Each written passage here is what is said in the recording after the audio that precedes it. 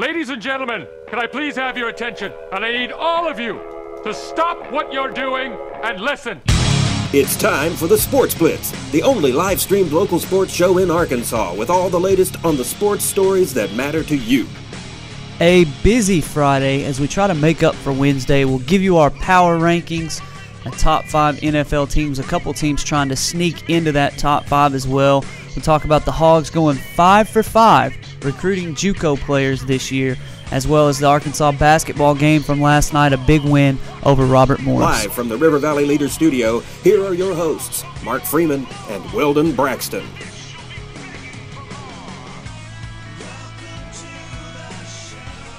Welcome into the Sports Blitz, Friday. The world didn't end, Weldon.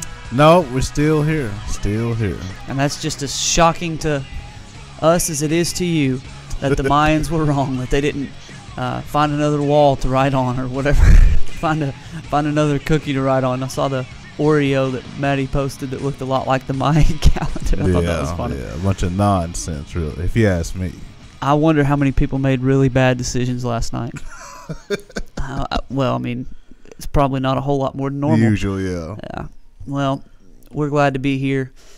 Glad to be in one piece and not burning alive from some sky falling ember taking us out. We got plenty to talk about today.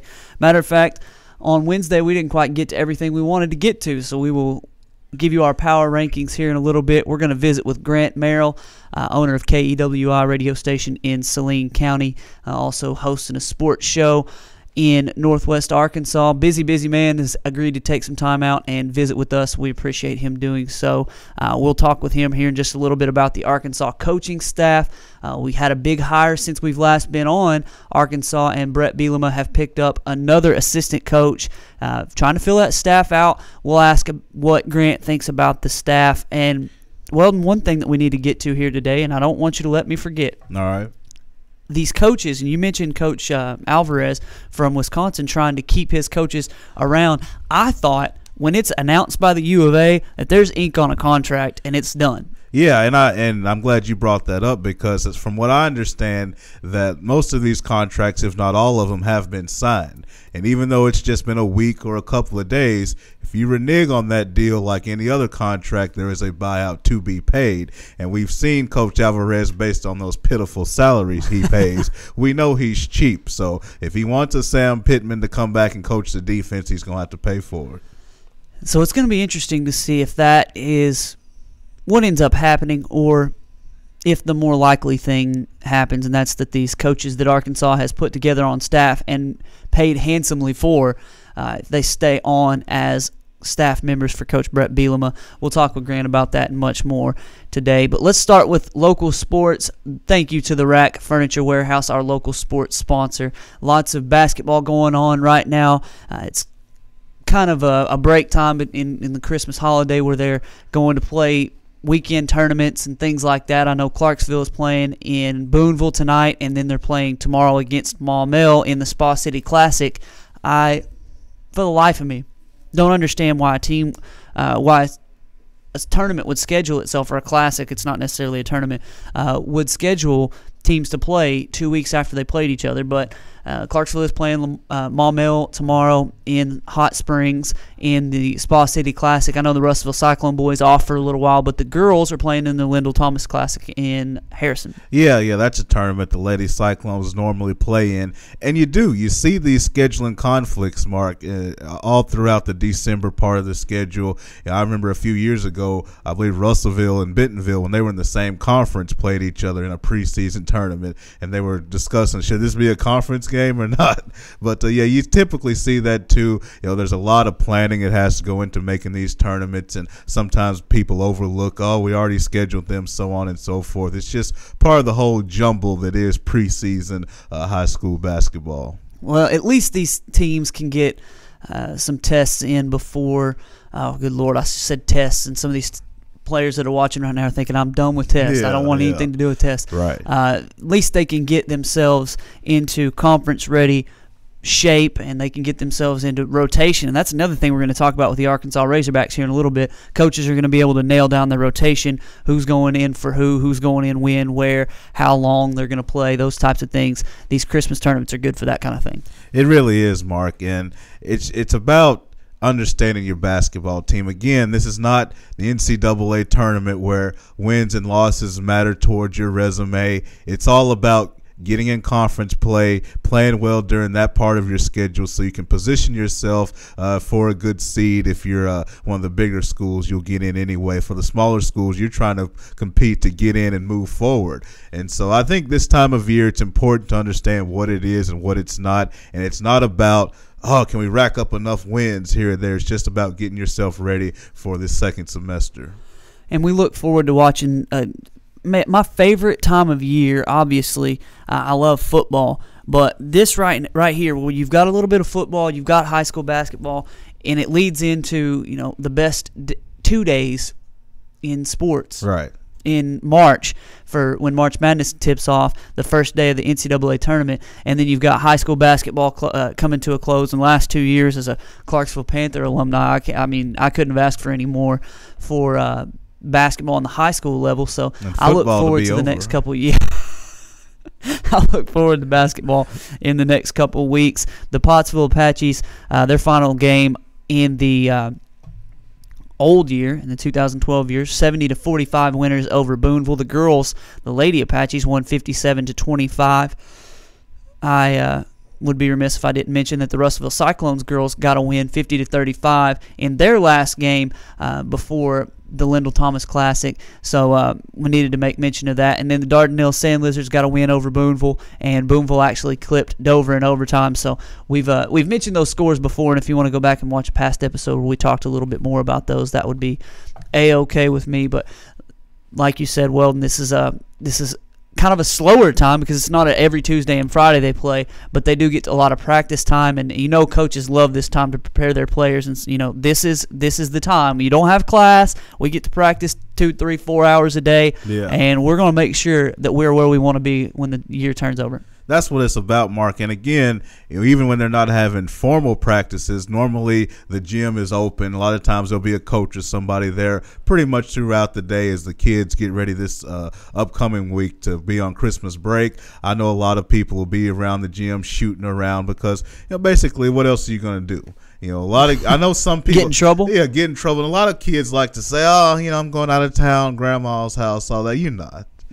You're at home, playing PlayStation, just chilling, hanging out. You might as well, eating holiday Christmas stuff and all that. You might as well just come down to the gym, get you some shots in, get a few other guys from the team there, and just have an informal shoot-around session. Hey, you might as well. Yeah. You might as well. All right, let's look on to Arkansas Tech sports. We were at Coach Ray Monica's, and I'm calling him Ray. We're on a first-name basis now. We're not even calling him Raymond anymore. We're calling him Ray. All right. Because I actually heard a couple other people call him that, and I looked at the Kutztown papers, and that's what they called him, so why not? Coach Monica was introduced by Arkansas Tech the other day, and we've brought you the press conference video and audio. We actually live-streamed that. We were there on the scene, rivervalleyleader.com. But we introduced you to Coach Monica on Wednesday. Feel free to go to Arkansas Tech, their athletics webpage, athletics.atu.edu or rivervalleyleader.com, and check out all of this stuff on him and his background. He looks to be a good coach for Arkansas Tech. Comes from a winning pedigree, went to North Alabama and won 3 national championships as an assistant, then went on to Temple, a Division I team, and had good success, put guys in the NFL, and now he was at Kutztown. He actually put more guys in the NFL, so we look forward to what he's going to do at Arkansas Tech. Yeah, certainly. When you look at Coach Monica's background, you see somebody who has diversity in terms of where he's been. I mean, he's from the Louisiana area. You mentioned it. It doesn't take long to hear him talk to figure out he's from the Louisiana area. He's got Southern ties, so he knows the area as far as recruiting. But he's also been up in the Northeast with Kutztown, of course, Temple University as well, and North Alabama in the South. And I've said this before, I like that Coach Monica, he seems to me to be a person who wants to be at Arkansas Tech. Arkansas Tech's not just a stopgap. It's not just a stepping stone in his career towards a bigger job. And that's something Arkansas Tech is used to. Coach Mullins was in place for 16 years. They would like someone else to be here another 16 years. And finally, in Arkansas Tech news, this is huge news, and I really like it. Coach Dave Wilbers of the Arkansas Tech Golden Suns has added Jenny Vining to the Golden Suns basketball Wall of Honor at Tucker Coliseum. Jenny Vining, I remember watching her play as a high school senior for Marshall, and we went to the state championship game, and she was unconscious. She was hitting shots from 30-some-odd feet, and we were all just like, this girl could play with the guy. We watched James Anderson play right after that, and she would have fit in just fine on his team. I'm not joking as far as how skilled she was. She earned All-America honors as a junior at Arkansas Tech. Obviously, she came from the University of Oklahoma, where she played her first 2 seasons. She scored 1,090 points and made 219 three-pointers over the span of her 2-year career in green and gold. She helped the Golden Suns to post an overall record, get this, of 61-6. While winning back-to-back Gulf South Conference West Division regular season titles, a GSC tournament championship in both seasons, and NCAA Division II South Regional crowns in the 2009-2010 and 2010-2011 seasons. Yeah, I mean, she was part of some great Arkansas Tech teams. I mean, I've watched, I'll just say I've watched more men's basketball than women's, but probably the best women's basketball I've watched was, those teams with Jenny Vining on there. Of course, remember the rivalry they had with Delta State, and you just said it was a great time for Arkansas Tech, and I'm glad Jenny's being honored. She was a tremendous player, floor general, three-point shooter, as you alluded to, so she's definitely well-deserving. She's a very, very good person. I really liked all the run-ins I've had with her in the last couple years. She's the first person since Amanda Grapp, 2008-2009, to be added to the Wall of Honor. Okay. And actually, this will speak to how good that era of Arkansas Tech Golden Suns, and we're still in that era as far as I'm concerned, because Coach Wilbers is still around, and I really like him. Yeah. How good they were.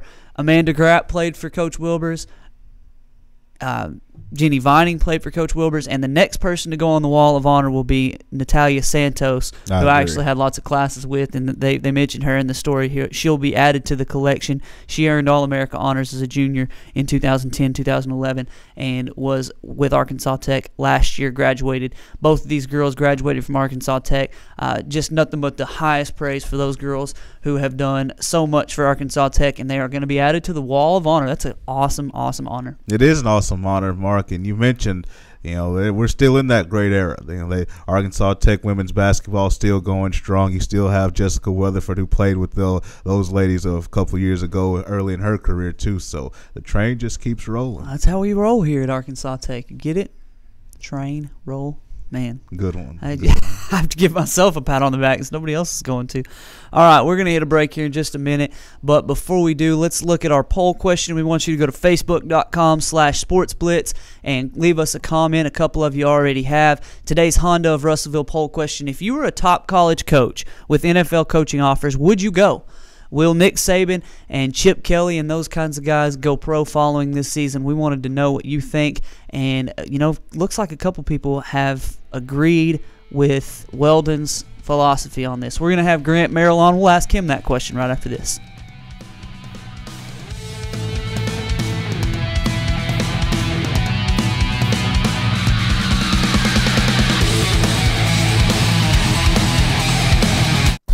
Set your sights on savings right now at Honda of Russellville. We're offering our best deals of the year on remaining 2012 Honda ATVs, plus special introductory offers on select new 2013 Honda ATVs, all with zero down and easy monthly payments with approved credit. Be sure to check out the all-new Honda Foreman 4x4, now stronger, smarter, and harder working. How about a side-by-side? Well, Honda's got you covered with the Big Red.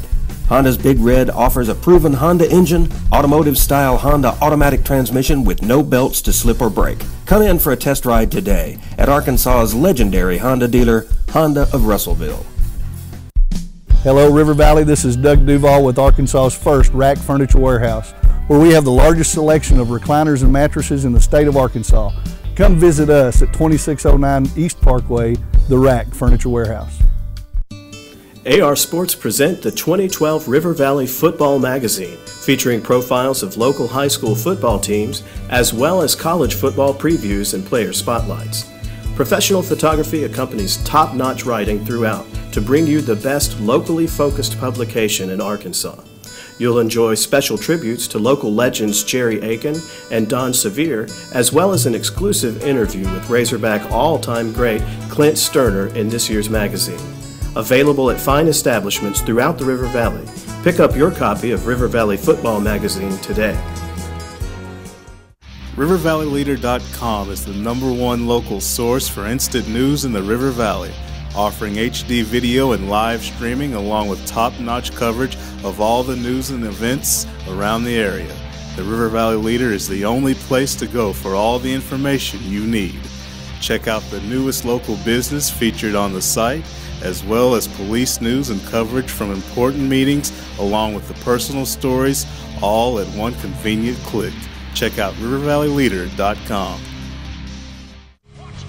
Live from the River Valley Leader Studio, here are your hosts, Mark Freeman and Weldon Braxton.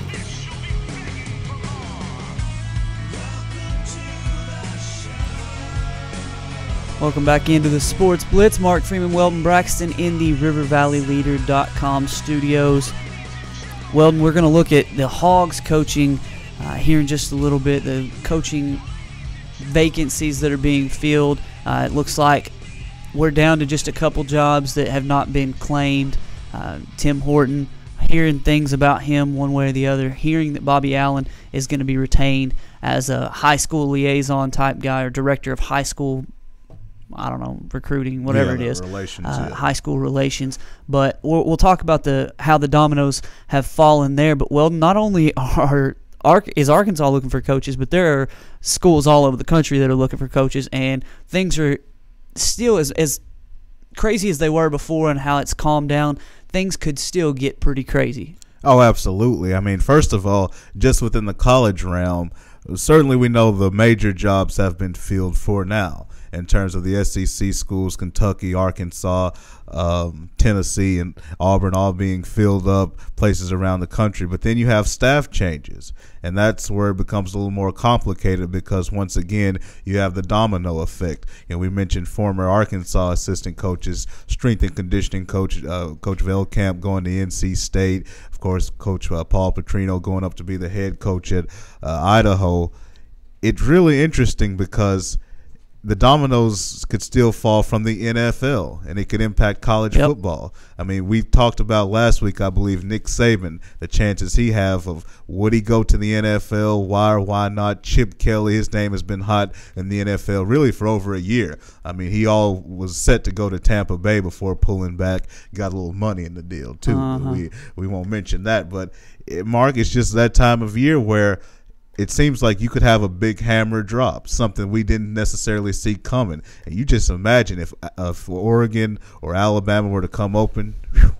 You know what? With all the talk about Gruden early on, I don't know how I had never really thought outside of him that the NFL coaches could come to college and take jobs.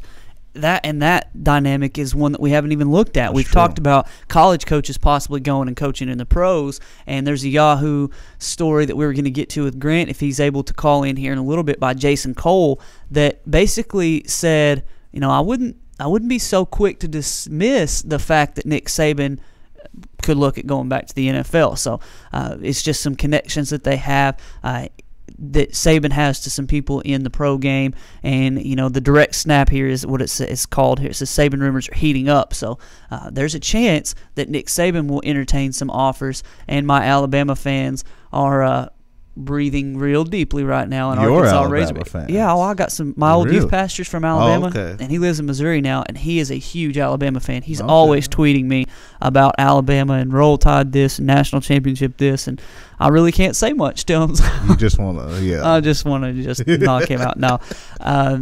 But Nick Saban leaves, and those folks are going to be in a tizzy in a big way. I think it's one of those things, Mark, and we can evaluate whether or not he would do it. It's really just about what Nick is feeling internally, because you can make a strong case either way as far as why he should leave and go to somewhere like the Cleveland Browns or any other NFL job, or why he should stay at Alabama. If Nick Saban believes he is the best football coach on this planet and he has a burning desire to prove that he's the best coach on this entire planet, then he most likely he will consider a move to the NFL.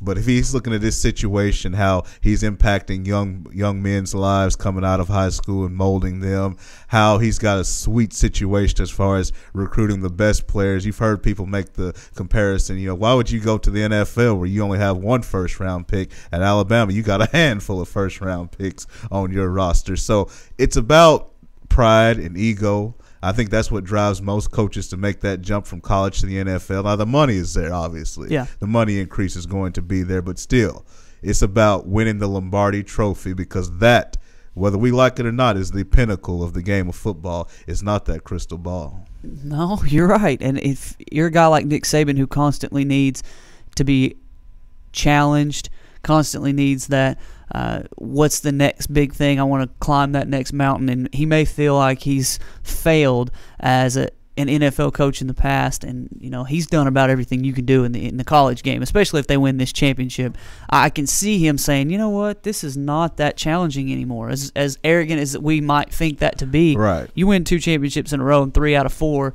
And then you win them at 2 different schools, and I mean, he could just say, I could do this all day. I could do this every year. Yeah. And he's definitely there. So he may just think, you know what? I would like to go see how the Eagles treat me. I'd like to see how if I could rebuild the Cleveland Browns. I don't know that he'll do that, and if I had to put money on it, I'd say he probably wouldn't. Right. But I couldn't be too surprised if Nick Saban did choose to go that route. And what goes into this, and we've seen college coaches in the past, some have succeeded, but more often than not they fail, is that they take over bad jobs like the Cleveland Browns. And something I've said, which is kind of unique about this offseason, is you've got some pretty good jobs that are going to come open. I mean, for the last 6-7 years, we've always said the San Diego Chargers are the most talented, or one of the more talented teams in the league, and they've underachieved under Norv Turner. We've heard dream team conversation thrown around about the Philadelphia Eagles. There's places, who knows if Jason Garrett tanks and they don't make the playoffs, you never know what Jerry Jones might do. And we know there's talent on Dallas. So the point is, for the first time in a while, you're going to have a small handful of pretty good jobs there. Now, I know college coaches, Pete Carroll, when they go pro, they like to have control. They like to have some front office say so. Bill Parcells, he wants to shop for the groceries as well as cook the meal. My thing is, what I've seen is coaches often run into trouble because they want that control like they had in college, but it's a whole lot to deal with in the NFL. I think you need a good capologist, somebody who knows the numbers, and while you worry about football decisions. But I just think it's interesting, Mark, that you have some good jobs. Even Carolina, even though they're not a great team, you have Luke Kuechly, one of the best young linebackers in the game. Obviously, Cam Newton is talented as well. There are some good jobs that will be open.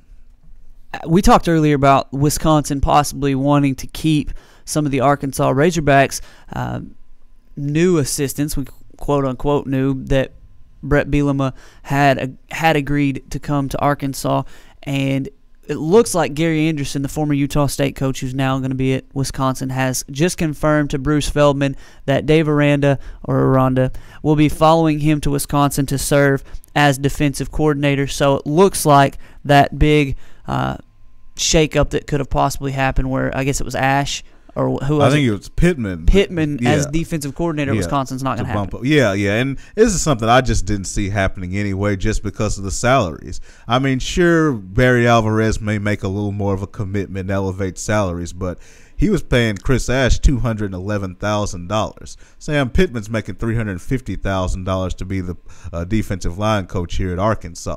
And do you think Barry Alvarez is going to climb up to $350 from $211? I don't think so. Even though it is a coordinator job, you have more autonomy. You can make that case. Still, the money it was too much of an offset. I'm not surprised this is happening. But, the Coach Alvarez, as much respect as I have for him, he's kind of taking some hits PR-wise in this whole process. He's looking like a control freak. His hands are all over everything. There was even some rumors that, he may dictate the staff, and Coach Anderson may not even be able to pick who he has on his staff. I don't think that's true, but Barry Alvarez, you never know what he's going to do. All right, we've promised it, and we've kind of failed on our delivery Wednesday to bring you the power rankings. So let's look at our NFL power rankings. We've talked ad nauseum about the MVP race, and I heard it on SVP and Russillo the other day where they were talking about the Adrian Peterson, Peyton Manning discussion, and they were talking about how hard it would be to Russillo said something that I thought was just crazy about how Adrian Peterson this season might be overrated. He's 400 yards ahead of the next best running back as far as rushing yards is right now. So we've had that discussion many times. We'd love for you to weigh in who's the MVP this year. But our power rankings, we had a little bit of trouble with them because we've got 5 spots and 7 teams who are playing outstanding football right now. And although most of these teams are going to make the playoffs, and it's not really a question, we have to nail down our top 5 and who we think the best team in the NFL is. We'll start with number 5. They come off of a loss, but they look pretty good coming down the stretch. The New England Patriots beat out Seattle, beat out Green Bay. Let's first talk about how the Patriots beat out those teams to be in the top 5. Well, I think the New England Patriots, you look at how they were playing going into that San Francisco game, absolutely just dominant over the Houston Texans. And then San Francisco came out, hit them in the mouth. That physical style of play, the ability to play man coverage against the little intricate routes we know New England likes to run. But the Patriots figured it out. They put up 28 points in around 18 minutes, and all of a sudden Tom Brady and company had something going. When you look at the fourth quarter of the season on into the playoffs, the New England Patriots are still one of those teams in the league that I trust. They've got some issues to shore up, but to me, they're definitely a top 5 team that you need to watch out for. You know what it looks like?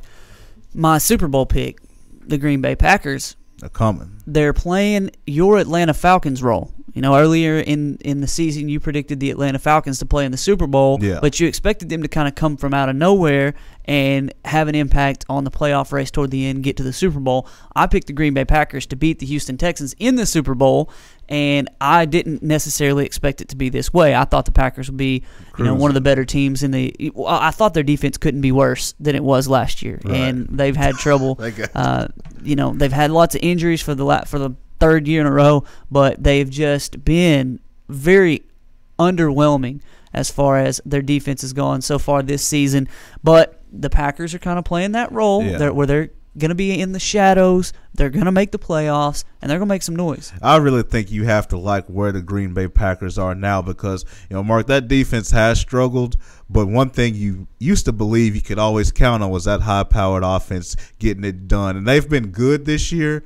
They just haven't been as explosive, and part of that is because of the running game. But lately, with Alex Green, now they've brought Ryan Grant back into the fold. They have a semblance of balance with that Green Bay Packers offense. And even though they've got to get some guys healthy, Jordy Nelson and company, if they can get a running game going, and it looks like they are, they can be a very dangerous team. But Mark, not to get too far off topic, a team I don't believe in, that's the New York Giants, because I've said it for the last couple of months. They're getting on my nerves because they believe that they can turn the light switch on whenever. It's one thing to kind of go up and down during the year, have your struggles, and get hot in an honest way, as I like to put it, and that's what they did last year. But this year, I get the feeling the Giants are just toying with the public. And they're saying, look, we don't have to play in the regular season. We can just mess around here. We can go down to Atlanta and lose 34-0 because we know we're the Giants and we can turn on the light switch whenever we feel like it at the end of the year. It does not work that way. I don't think the Giants are poised for a magical run, even though some people think they are. It's hard for me to see teams turn the light switch on, and because like you said, you never know when you're going to be able to actually do it, and if you try to turn it on too late, it may not work. That's why I'm worried about my stinking Heat in the NBA. They start the season, the first 10 games of the year, and you're just thinking, man, these guys are unbelievable. They've got Ray Allen, they just chug along like it's no big deal, and then they shut it down for quite a Nice little period of time here. And then last night, it seems like they just flip the switch every once in a while to show everybody that they can. And the Giants have kind of been that way. Every once in a while, they'll just beat the mess out of the San Francisco 49ers, and everybody's like, that's the best team in the league. Yeah, Green Bay, yeah. They'll beat the crap out of whoever, and then they just, where'd that come from? Yeah, and it's really scary in football, Mark, and you're right. The Miami's doing it in basketball. Football, you don't get a 7-game series to mess around. You come out flat, not playing well just one time, and that's it. You can just tell when teams really struggle and they're trying hard, they're just inconsistent like the Giants last year. And then you can tell when a team is intentionally just messing around in the regular season just because they're arrogant and think they can. I think that's the Giants this year. Our number 4 team, been our number 1 team for a great deal of the season. The Houston Texans slid down a little bit, but they were able to get a win last week. They now are number 4 team in the league. That's all right with me. They're going to make the playoffs, and they're going to come in maybe a little bit banged up and under the radar for a lot of people, but I expect them to get through the AFC, beating the Patriots if they have to, even though they just got stroked by them a couple weeks ago, and go to the Super Bowl. I think the Texans are the most complete football team in the league. You talk about balance on offense, a great running game, a very athletic offensive line, of course, Andre Johnson. My only concern with the Texans, I have concerns about that secondary.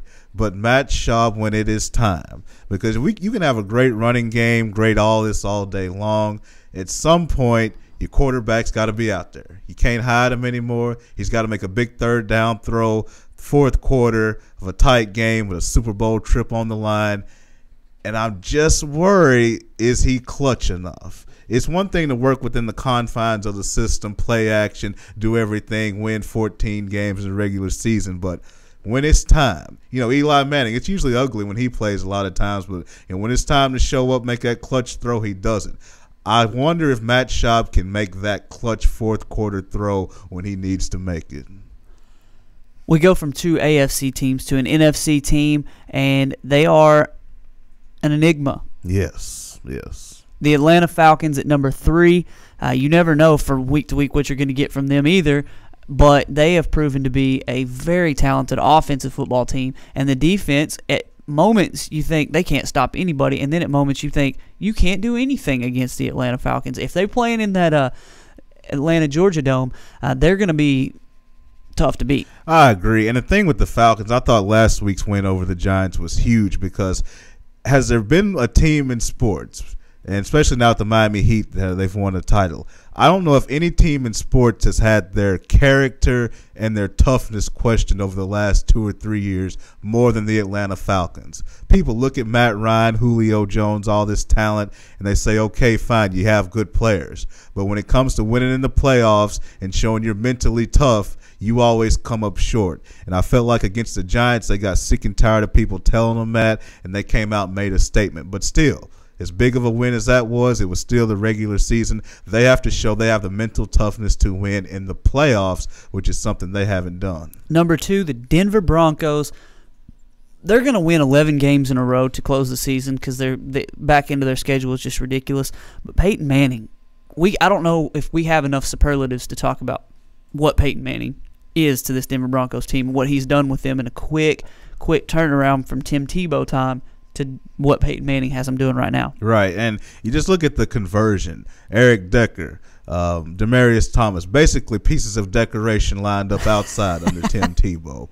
And what Peyton Manning has done, and when Peyton Manning takes over your team, it's not just, here are the routes on paper, go run them. You have to run them exactly the way Peyton runs them, the exact number of steps coming in and out of your break exactly the way Peyton wants you to do it, reading the coverage exactly the way he wants you to do it, and that takes time. I think the question with the Denver Broncos people want to know is, okay, you had a tough schedule early. You struggled because you were still getting things going with this offense. You've had an easy schedule the rest of the way, the last 9 weeks or so, to get it together. Now when you face somebody tough here in the playoffs, show us what you've learned. Show us that you've really become a better team, or were you just feasting on poor teams? That's the question with Denver. I personally believe in them, but we'll have to see.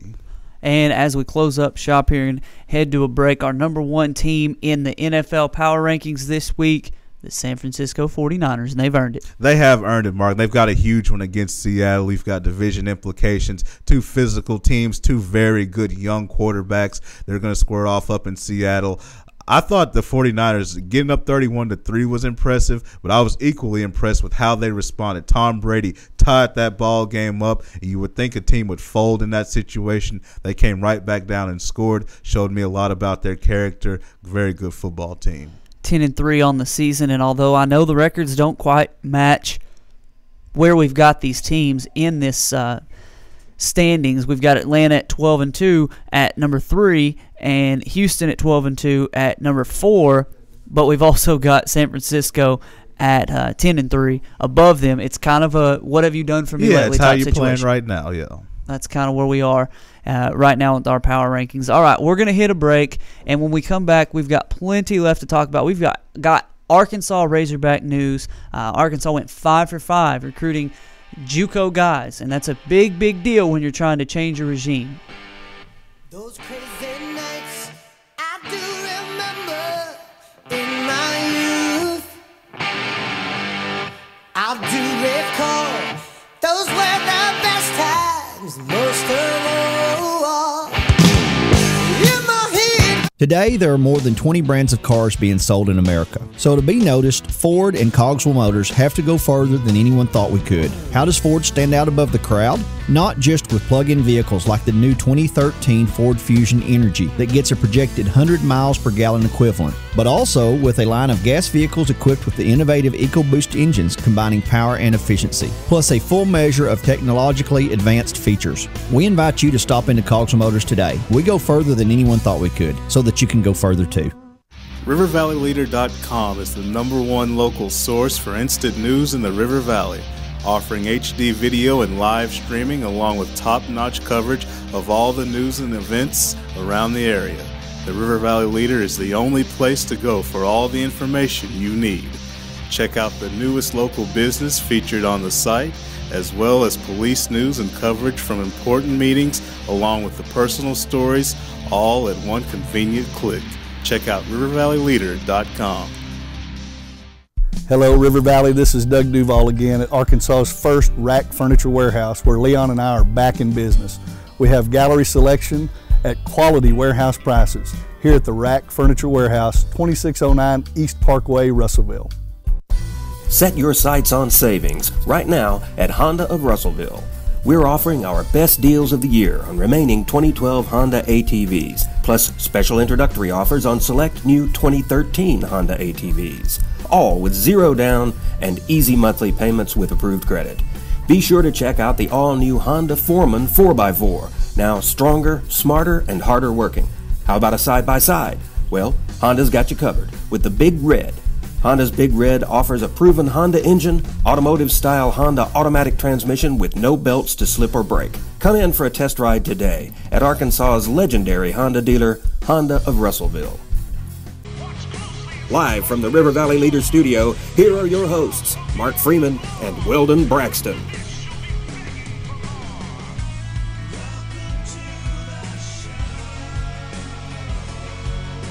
Sports Blitz Friday. Mark Freeman, Weldon Braxton in studio here at the RiverValleyLeader.com studios. We've teased it long enough, folks. We've talked to you about the Arkansas coaching staff that Coach Brett Bielema is putting together, and we talked to you about a special guest we were going to have on the line with us, and we've now made contact. Grant Merrill, host of, well, we're going to just call it The Show now. It used to be the Sean and Wally Show and then the Sean Arnell Show, and he's on the ARN, and he's a bigwig there at KEWI, the owner there in Saline County. He's with us on the line. Grant, how you doing, man? I thought about naming that show Dollar Trade, but it was already taken. Hey, you want to get a listening audience to call in. You name it Dollar Trade, you'll have that. Yeah, I did too many of those when I was in Russellville growing up. But anyway, no, we're doing good. We're just getting ready for Christmas and getting ready for a big holiday. I kind of take the day off today because my daughter's out of school, and we have actually, this is the first time outside of I guess the show tonight, I have absolutely no plan, so who knows what might happen. Well, that's I don't know if that's good for your community that Grant Merrill has the entire day off. From following you and on Twitter and on Facebook, it seems like you're going to be making a trip to McDonald's in the near future. Well, actually, we're going to Cracker Barrel today before she goes to her mom's for the weekend. So that's our daddy-daughter date for lunch today. We're going to Cracker Barrel. I've really been trying. I'm lucky because in Benton by our house, they have actually started remodeling and closed the dining room of the McDonald's there, so I've got her convinced that it's closed permanently. Well, whatever you got to do to avoid having chicken nuggets for dinner every single night. Grant, we teased just a minute ago that you're hosting the Sean and Wally show now, but I don't know what you're going to call it, but it looks like you're going to have your hands full for the next couple months. They're hosting some sports up there in Northwest Arkansas. Congratulations. Well, yeah, we're having fun with it so far, and I really don't know what's going to happen with that show. Sean has been for some time, battling health problems, and but that combined with, I think there were some other opportunities maybe for his wife. He just thought it was time to call it a day, and did it pretty abruptly. So he texted me last week and said, "Hey, can you fill in?" I said, "Sure." I thought it was for like the week before Christmas, and he goes, I said, "How long you need me for?" And he said, "Well, I guess till they find someone else." So, I don't know. I don't know where it's going to go. They've got a proposal from me to take it over permanently, and we're going to kind of let the holidays decide. There's a good chance I might be there for the long haul. Well, that's good to hear. It's good to hear somebody that has a brain in the media that can give us some information that's not completely false or misleading, or I don't know. We'll just stop making enemies here in the media business. Well, let's ask. We've got a couple of questions here that we were looking at today. Our poll question, our Honda of Russellville poll question: if you were an NFL coach, and we've heard a lot about Nick Saban and Chip Kelly and some of these guys, if you were a college football coach and you had an opportunity to go to the NFL, would you do it? Well, it would just depend on the situation. I mean, Nick Saban's been to the NFL, and we saw what happened there with the Dolphins. But, I got to tell you, if I'm Nick Saban, I'm not leaving Alabama until they carry me out in a casket because, he's got the chance. All of my friends in Alabama tell me there will never be another Bear. He's got the chance to come, close. I mean, anybody who's going to be the coach over there is going to be royalty, and anybody who wins a number of national championships or who goes to the number of national championships that Saban has so far and keeps feeding that appetite over there. I don't know why you would leave that for a job in the NFL when, first of all, you've got the support of the whole state behind you. You can do no wrong. As long as you're winning, you're never going to leave or get fired or whatever, and you're making the most money out of anybody in college football. It would be stupid to leave that situation if you're there. Grant Weldon Braxton here. I agree with you, and here's my philosophy.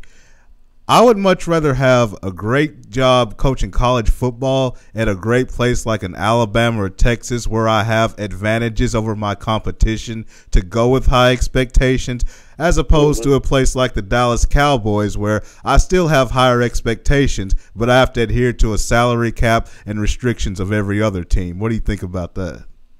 Well, yeah, I mean, there are pros and cons to every part of it. I mean, if you are in the NFL, you don't necessarily have to do recruiting, and not every coach is great at recruiting. But, if I'm a college coach like Nick Saban, to where I have a legacy program like Alabama, or if I have a program where you're that powerful in the world of college football, I'm gone. If I'm Hugh Freeze at Ole Miss or someone like that, yeah, I'd probably go to the NFL. Or, you see why Bobby Petrino might have done it at Louisville, because you're not in one of the marquee college programs in the United States. And by the way, I'm not ever saying that Hugh Freeze would be qualified to coach an NFL team. I'm just pulling a school and a name out. But, I think there's pros and cons to both parts of it. I mean, you've got the salary caps, and you've got the drama of NFL players and to deal with their agents and all that type of stuff in the professional level. But, I just think if you're somebody like the Saban, you can't afford to do it. It just depends on the person and the situation. Well, while we're talking about coaching, you mentioned off the air that you got to visit with Arkansas Tech's new head football coach, Raymond Monica. We've been really impressed with what we've heard from him as far as his affinity for the university, and we all have a soft spot in our heart for the Arkansas Razorbacks, but the Arkansas Tech Wonder Boys is, I mean, it's our alma mater for Weldon and I, for sure. What did you think about your first impressions of Coach Monica, and what did he have to say on your show? Well, I enjoyed our visit with him. He, he's very excited coming back South. I mean, when you're from Garyville, Louisiana, and you're stuck in Pennsylvania and that far away from, everything you've ever known, I could see why he would want to come back. Hold on, Molly, get down. I could see why he would want to come back to this part of the country. My first impression is that he's got it all together. I kind of looked at that coaching search, watched it from a distance, and I thought they were going to get Coach Atterbury from Kingsville. That was kind of the thought that I had, but they kind of surprised a lot of people and pulled him down. He's a seasoned veteran of college football at both the Division II and Division I level, having been at Temple and then having been at North Alabama for a long time. I think really he just wanted to come back to the South, and from what he told us, in the number of years that he's been coaching, it all started. He went to a summer camp in Russellville when he was in high school. Really kind of liked our town and fell in love with the place, and then kind of always followed Tech from a distance as he was coaching. And when it came available, he pursued them, and he's really surprised a lot of people. Is he a name hire to people here in the River Valley? No, I don't think so. I think that like any other coach, that comes from virtually anonymity, he's going to have to prove himself. But I think that he'll do a good job. That said, I think that there are a lot of people who are kind of scratching their head that there wasn't a name familiar to people, like Todd Cooley, or even like you guys reported, Danny Nutt. I think some people would have liked to have seen a name that would immediately resound with Tech fans and generate excitement, because, I mean, let's face it, when Tech and the Razorbacks are playing on the same day, none of those people are watching. They need to get somebody who's going to change the attitudes of at least the local fan base.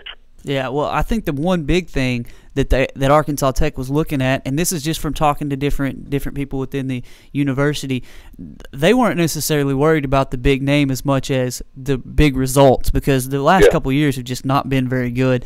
And Coach Monica had done such a good job. He's been a part of national championships at North Alabama, so the fact that he was willing to come after the job, and from what I heard, a guy that was in the room with the search committee, he just absolutely blew them away with his plan, his respect for the job, and what he expects to get done.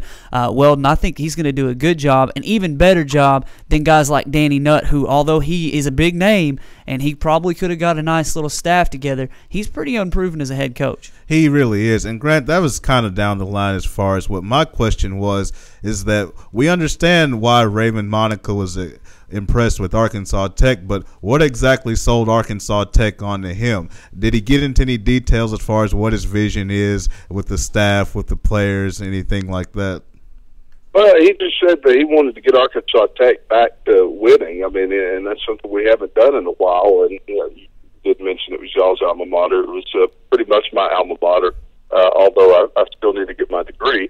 But, it is one place, if I knew what I was doing like that, I'd be the athletic director somewhere. So they obviously have their ducks in a row and are solid in their choice. And I think Coach Monica's, just talking to him, he's been around the block a number of times, Division I and Division II level, and he probably brings the seasoned experience that a guy like Dr. Brown is looking for, or a guy like Coach Mullins is looking for. And, he was very charismatic. I think, he's got some salt and pepper in his hair, and that probably appeals to them that, he's just been such a seasoned veteran and has a track record of winning and really sought them out and wanted to be a part of things at Tech. You talk about knocking it out of the park, and we talked about him impressing the Arkansas Tech fan base and especially the administration. there's some of that going on as well on the Hill.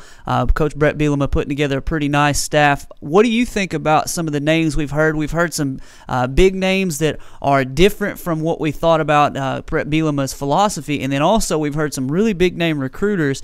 What do you think about the staff he's putting together up there?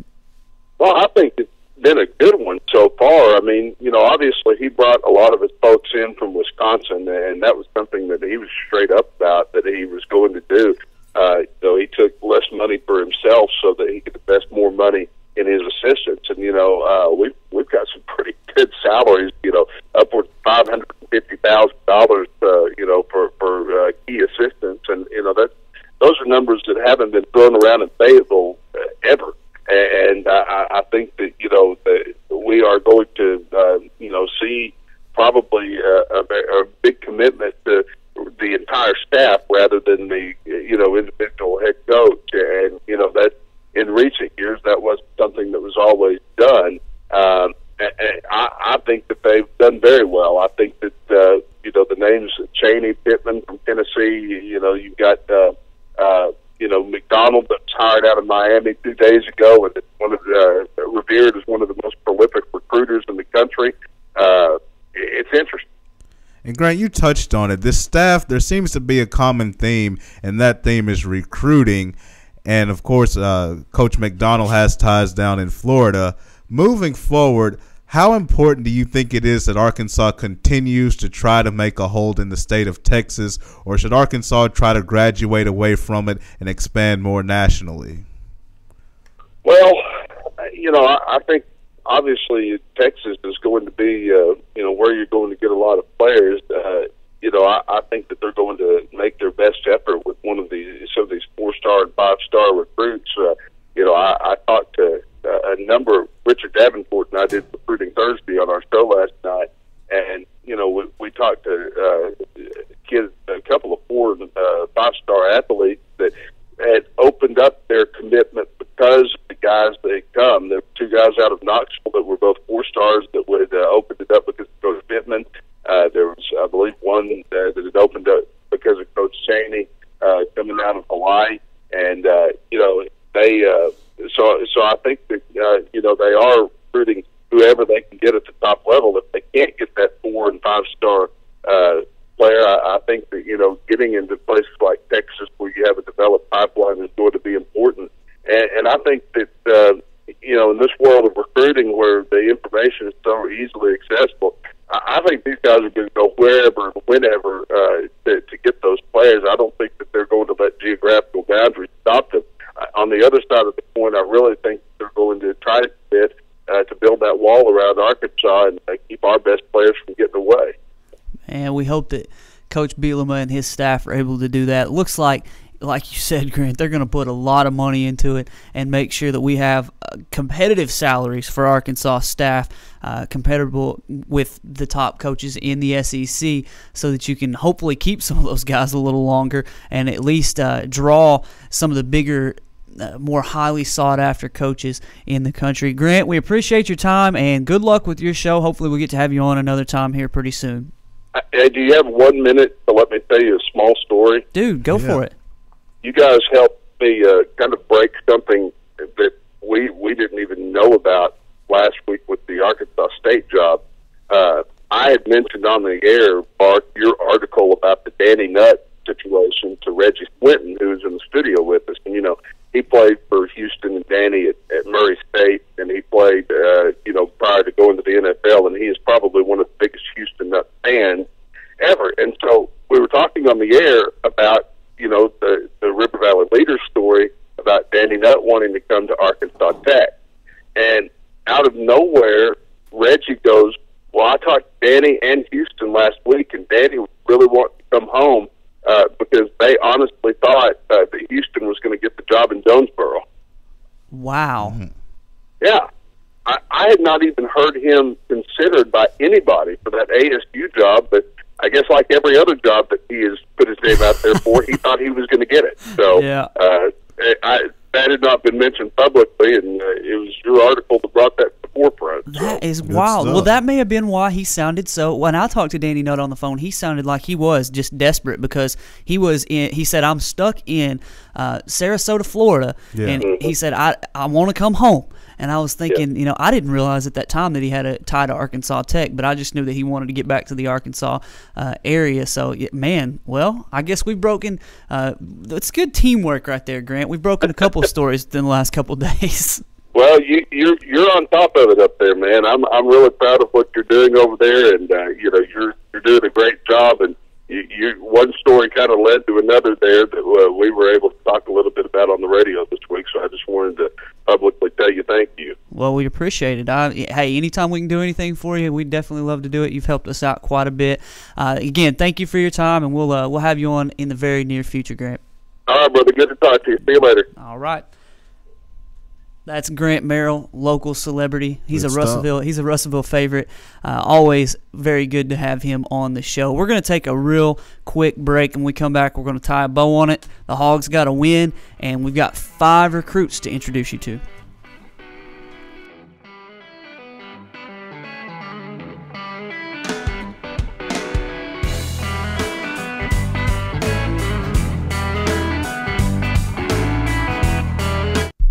Hello, River Valley. This is Doug Duval with Arkansas's first Rack Furniture Warehouse, where we have the largest selection of recliners and mattresses in the state of Arkansas. Come visit us at 2609 East Parkway, the Rack Furniture Warehouse. Set your sights on savings right now at Honda of Russellville.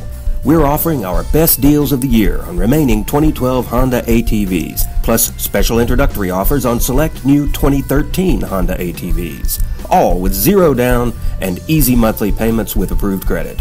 Be sure to check out the all-new Honda Foreman 4x4, now stronger, smarter, and harder working. How about a side-by-side? Well, Honda's got you covered with the Big Red. Honda's Big Red offers a proven Honda engine, automotive-style Honda automatic transmission with no belts to slip or break. Come in for a test ride today at Arkansas's legendary Honda dealer, Honda of Russellville. Hello, River Valley. This is Doug Duval again at Arkansas's first Rack Furniture Warehouse, where Leon and I are back in business. We have gallery selection at quality warehouse prices here at the Rack Furniture Warehouse, 2609 East Parkway, Russellville.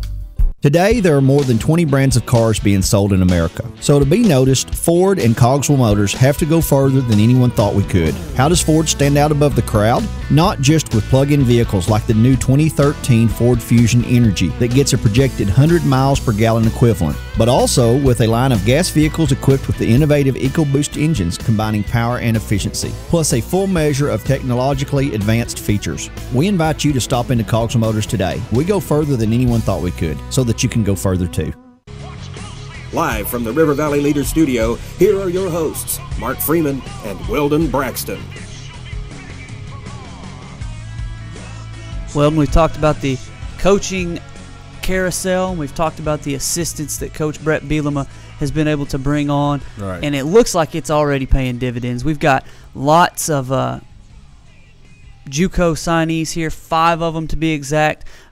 If you listen to a lot of people, they say that Arkansas was on 5 guys and that these were the 5 that they wanted, and they got all 5 of them. They are outside linebacker Mike Tavares, junior college, obviously all 5 of these junior college. Carroll Washington, a cornerback who's 6'1", 180. Mike Tavares, 6'2", 220. Ty Quentin Coleman, a 5'10", 200-pound safety who apparently will just light you up. Offensive lineman Jonathan McClure, 6'4", 305. And then 6'1", 220 linebacker Martrell Spade out of North Little Rock and Coffeyville Community College there in Kansas. It's been an immediate transition between the Brett Bielema staff and getting these 5 guys. I wonder if all these big-name recruiters are having an impact already. Yeah, I mean, I think one of the players that I tend to zero in on, we've talked about some of them already, is Martrell Spate, the kid from North Little Rock who went to Coffeyville, Kansas. And he had a conversation with the previous Arkansas staff and basically told that he didn't fit the mold as far as his size and what have you. And he said when he sat down with Coach Bielema, he was basically told that, your size is not so much the issue. It's about whether or not you can play and how your tape looks. And I think that's what impressed him. And you just see the differences between the previous administration and Coach Bielema. Not saying one is more right than the other. I mean, you can have, differences and still be right. I just thought that was an interesting contrast. And Mark, I know you've brought up the point a lot. I don't think you were saying this specifically, but some people are concerned about the excess of JUCO players. But I think the thing with Arkansas in this juncture of the building process is that it's not necessarily a concern in that it's happening year one. You're getting your footing down. Now, if it's year 3, 4, and 5, and we're still hauling in JUCO player after JUCO players to play for 1 or 2 years, then I'm worried. Right now in the process, though, I'm okay with it because it's sort of a cornerstone, come in and play till we bring in some younger freshmen to build up. Definitely. Well, we don't have a whole lot of time for the Arkansas Honda of Russellville Hog Talk segment, so we needed to let you know that the Arkansas Razorbacks, I'm sure you watched it on Channel 7 last night, got a 79-74 win over Robert Morris. B.J. Young, 23 points. Marshawn Powell, 9 rebounds. Weldon, we told them on the show here that Robert Morris was no pushover, and they proved to be just exactly what we said they were. No, Robert Morris is a tournament caliber team, and our good friend Corey Williams, I thought he made a good point. This may be Arkansas's best non-conference win, better than the one over Oklahoma, because Oklahoma has struggled. And it wasn't an easy win. Arkansas got challenged. I really wasn't surprised. I know a lot of fans at home were discouraged because, this close to Robert Morris, what's wrong with this team? If you watch the Sports Blitz, you'd have heard us warn you Robert Morris could play. Well, they were definitely a better team than a lot of people gave them credit for. A couple things we need to let you in on here real quickly off Twitter. It looks like Pete Roussel from Coaching Search is saying that Bobby Petrino is going to hire Andy Wagner as his director of football operations, for those that are interested in the former Arkansas coach. Also, since we last were on the show, I think we can confirm that Alvin Bailey is going to go pro, right? And that we've heard Tyler Wilson's doing really well in his pre-draft workouts. Yeah, absolutely. And congratulations to Alvin Bailey. When you go pro, it's one of those decisions. It's personal. We can criticize it. Maybe he should have stayed under Brett Bielema, but still we want to wish him the best. A couple other things. Razorback commit Hunter Henry named first team All-American. That's huge. Of course, in high school, definitely huge. And we do have to send a congratulatory message to the Arkansas Razorback baseball team being named preseason #1 by USA Today. Mark, baseball is just a couple of months away. The #1 team in the country. A lot of us have a bad taste in our mouth after how the last season ended, when South Carolina was pretty much handed the game against Arkansas, and Arkansas goes on to watch them play in the College World Series Finals. But Arkansas loses quite a bit. They lose DJ Baxendale. They even lost Blake Baxendale, who got hurt and is out for the year. But they bring back Ryan Stanek. They bring back Dominic Ficacello. They bring back Colby Suggs and some guys like that. Yeah. They look to have a pretty loaded squad in baseball, and I can't wait. Now, I'm not a baseball guy, but I can't wait to go watch on the Hill because that's a team that I enjoy. Well, if you listen to ESPN, we had to overcome Tanner English over and over again. Oh, my goodness. The guy who can score before he even hits the ball. He does it all. Throws it, catches, does it all. I thought that was funny. But, Arkansas baseball, I think they'll be good again, obviously. You look at the arms they're bringing back in the bullpen. You mentioned Suggs. I'm a big fan of his. Stanek, can he assert himself as the clear-cut ace now with no DJ Baxendale? Other tidbits here, Tyler Bray, the Tennessee quarterback, is going pro as well. I think he's a good young talent. And see anything else, the Bijan Jackson, the kid from El Dorado in the 2014 class, 4-star defensive lineman, will be a Razorback. Man, we'd be remiss if we didn't mention that the NHL's canceled its games through mid-January. Oh, no. What are we going to do? No. Oh, Lord. All right, that's all we got for this week. We'll be back on Monday with more Sports Blitz. We might have some big news for you. We'll have to look at that. That's the most vague that I can possibly be about possible big news. Keep them coming. For Weldon, I'm Mark. We'll see you guys Monday at 11.